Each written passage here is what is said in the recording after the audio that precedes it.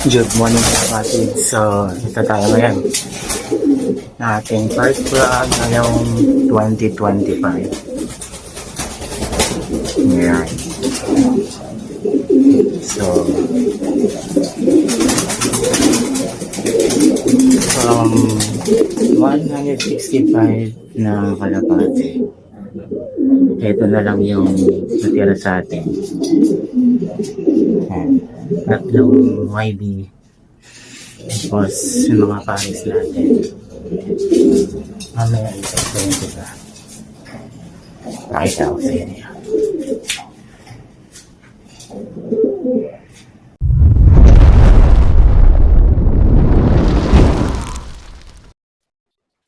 So good morning, Happy New Year everyone. Nandito na nga sa project yung aking mga kalapate dito sa Project 6. So, yun nga, after na namigay tayo ng ating mga kalapate last December, bali ang natira na lang sa atin is like mga 8 na pares. So, isang noble cage. So, ipapakita ko sa inyo ngayon kung sino yung mga natira na breeder natin. Kaya medyo lugod na sila ngayon.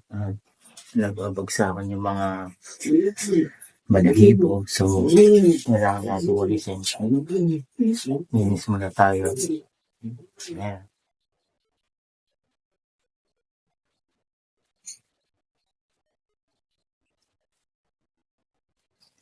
Ayan, mga balahibo na pinalis natin. Hapon mas marami, pero ngayon konti na lang. So, dumating na yung Gasti Pro natin tsaka vitamin and calcium. Nakapagbigay na ako sa kanila ng vitamins kahapon. Ngayon naman, magbibigay tayo ng calcium ngayong umaga. By the way, sa umaga lang po tayo nagbibigay ng mga supplement. Sa hapon, hindi po tayo nagbibigay. Feeds lang, tsaka water.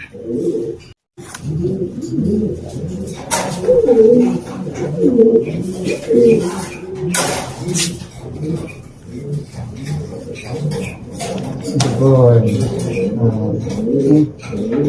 Sige na, parang bilis. Kundaman. Good.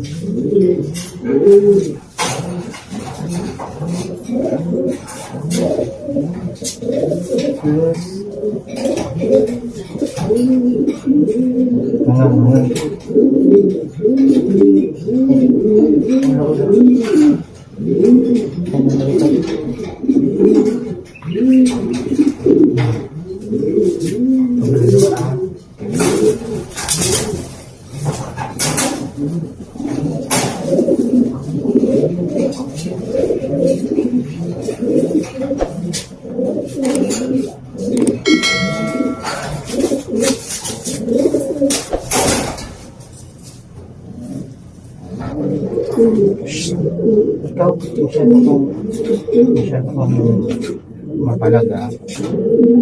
Ang bataba mo yan.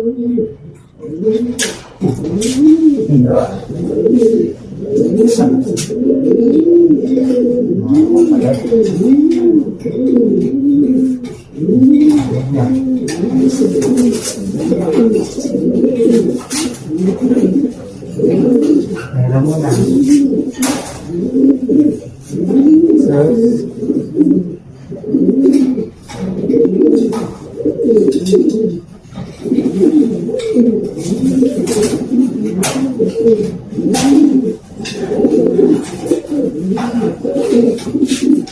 Ito, pinakamainit sa lahat.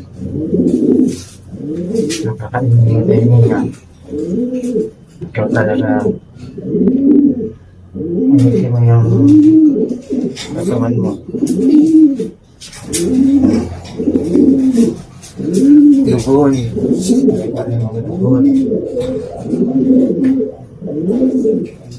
Ayan.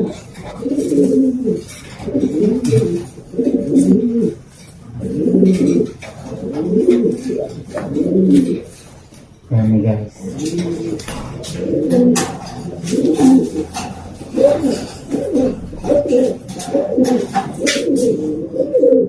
ito po yung Taiwan natin. Tingnan nyo naman po yung itsura. Ganda na mata.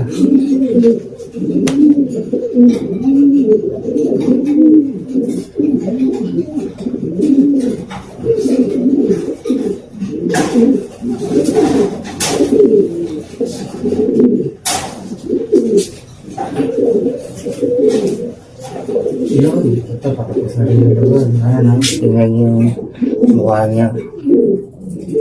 Natapos na yung lugod niya. Pero, ang daming babuhas pa rin ng balahibo.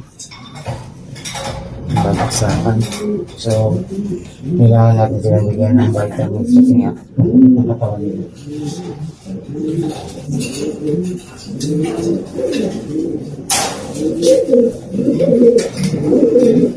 So, ito si Gorga. Paris ng white natin na Gorga rin na hen.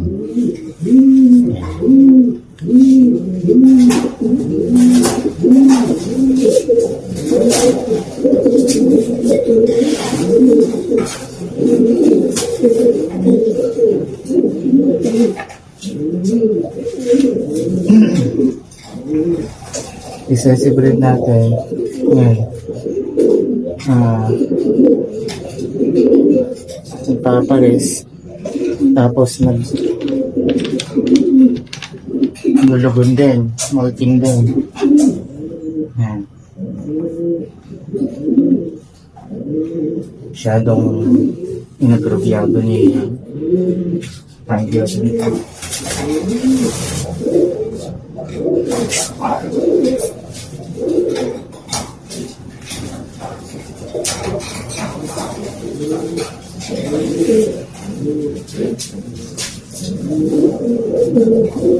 Ito yung pares ng isa si Brad. Yung tiger gristle natin. So, try natin mag-formula ng magpalabas ng red gristle. Yan.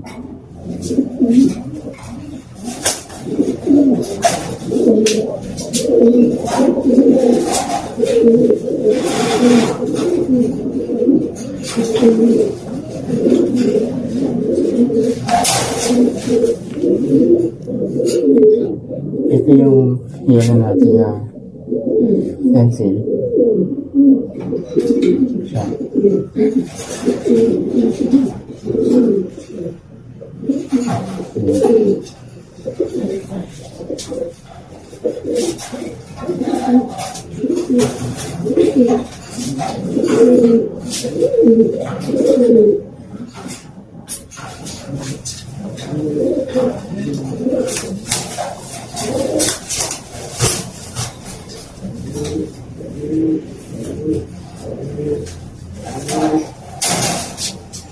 Ito yung last natin na red excessive red na pencil.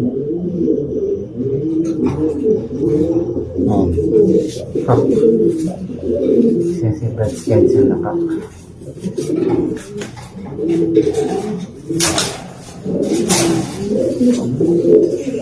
So let's go to our wedding.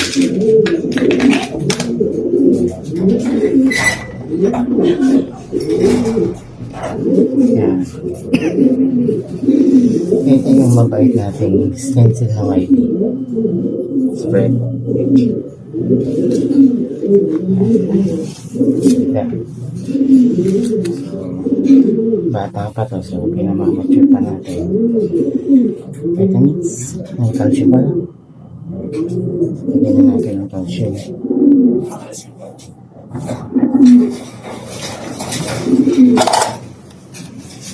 Tapos ito yung huling YD ng tiger gristle natin.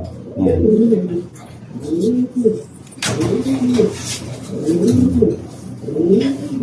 Maging tiger gristle ng YD natin. Ito yung resulta. So,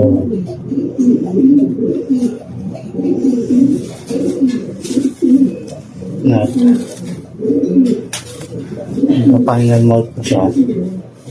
So, tignan natin kung ano magiging kulay niya.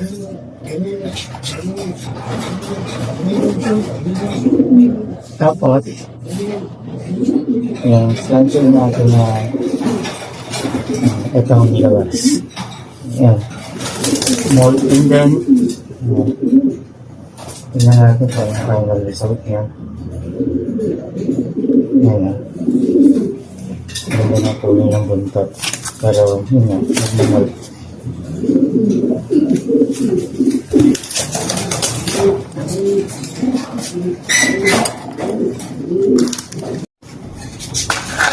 So ito, naglagay na tayo ng patoka.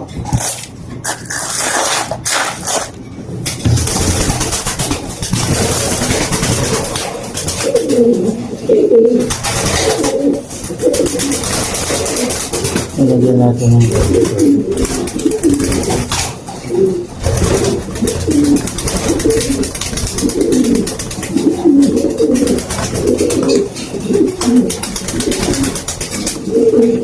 napakasasan na, alam na nila kakain sila. Yan yung sign nila.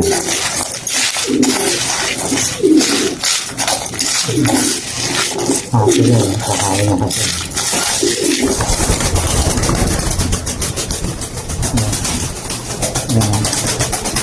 Nakapag-espasan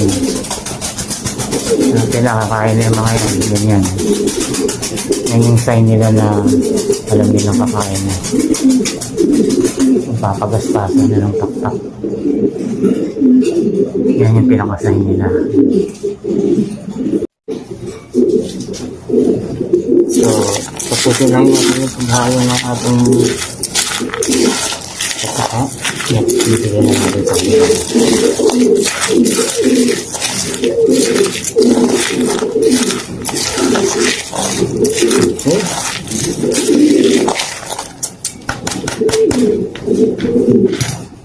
Good.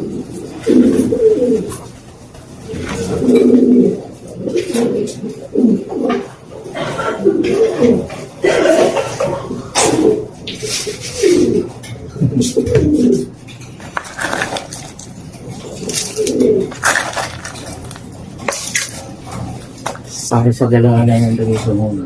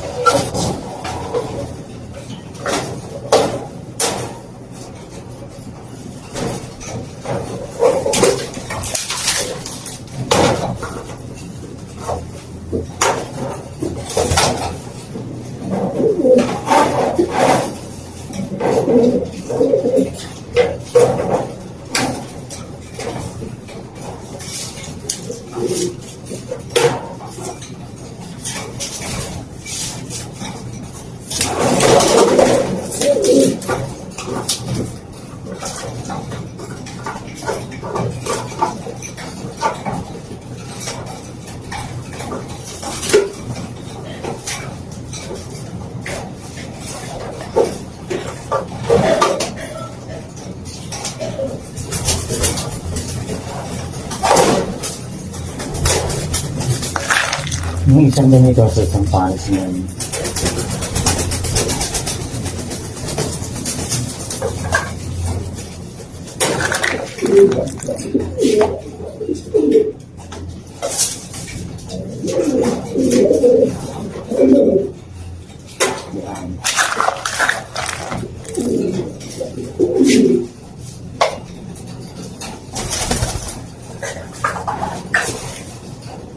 Amen ka lang.